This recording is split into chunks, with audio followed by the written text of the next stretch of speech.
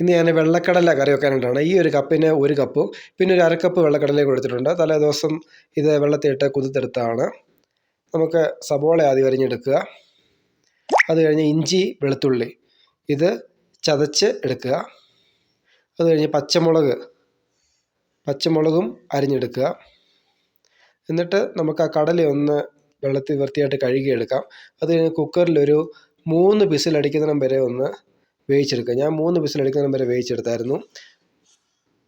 അത് കഴിയുമ്പോഴത്തേനും നമുക്ക് കുക്ക് ചെയ്യാനുള്ള പാത്രത്തിനകത്ത് കടുക് എണ്ണയ്ക്കകത്ത് പൊട്ടിച്ചിട്ട് ഇഞ്ചി വെളുത്തുള്ളി ആദ്യം വഴറ്റിയെടുക്കാം. അത് കഴിഞ്ഞിട്ട് പച്ചമുളക്, സബോള ഇതുമിട്ട് ശകലം ഉപ്പൂടിട്ട് നമുക്ക് വഴറ്റിയെടുക്കാം. ഒന്ന് അടച്ച് വെച്ചിട്ട് ആകുമ്പം പെട്ടെന്ന് ഇത് വഴന്ന് കിട്ടും. ഇച്ചിരി ഉപ്പ് ഇട്ടിട്ട് ഒന്ന് ഇളക്കിയിട്ട് അടച്ച് വെക്കുക. അപ്പം പെട്ടെന്ന് തന്നെ ഇത് വഴന്ന് കിട്ടും.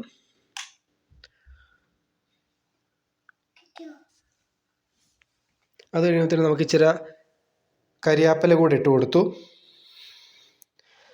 അത് കഴിഞ്ഞ് മഞ്ഞൾപ്പൊടി, മുളക് പൊടി, മല്ലിപ്പൊടി, കുരുമുളക് പൊടി, ഗരം മസാല ഇത്രയും കൂടി ഇട്ടിട്ട് ഒന്ന് മൂപ്പിച്ചെടുക്കുക.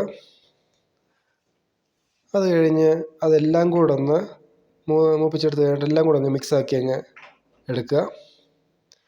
അപ്പോഴത്തേക്ക് നമ്മുടെ കുക്കറിനകത്ത് 3 വിസിലടിച്ച് കടലയുടെ വെന്തിരിപ്പുണ്ട്.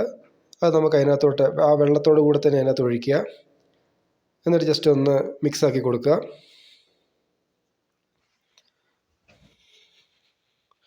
ഇതുപോലെ മിക്സാക്കി കൊടുക്കുക.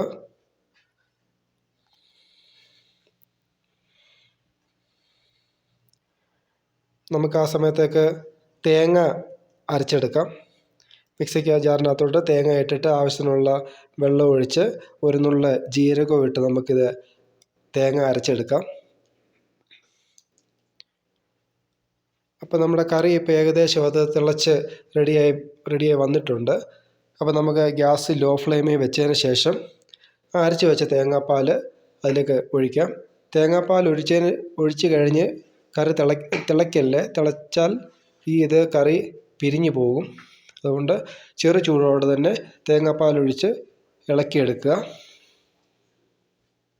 അത് കഴിയുമ്പോഴത്തേനും ഗ്യാസ് നമുക്ക് ഓഫാക്കിയിട്ട് നമുക്ക് കടുകും ചന്തമുളകും കൂടെ പൊട്ടിച്ച് ഒഴിച്ച് കഴിയുമ്പോഴത്തേനും നമ്മുടെ കറി റെഡി ആയിട്ടുണ്ട്. ആവശ്യത്തിനുള്ള ഉപ്പും ജസ്റ്റ് ടേസ്റ്റ് ചെയ്ത് നോക്കിയിട്ട് ഉപ്പ് കുറവുണ്ടെങ്കിൽ ഉപ്പും ചേർത്ത് കഴിഞ്ഞാൽ നമ്മുടെ കറി ഇപ്പോൾ ഇവിടെ റെഡിയായി കിട്ടിയിട്ടുണ്ട്. തേങ്ങാപ്പാൽ ചേർത്ത് കഴിയുമ്പോഴത്തേനും കറി തിളച്ച് പോകല്ലേ. തിളച്ച് കഴിഞ്ഞാൽ കറി പിരിഞ്ഞു പോകും. Thanks for watching. Thank you.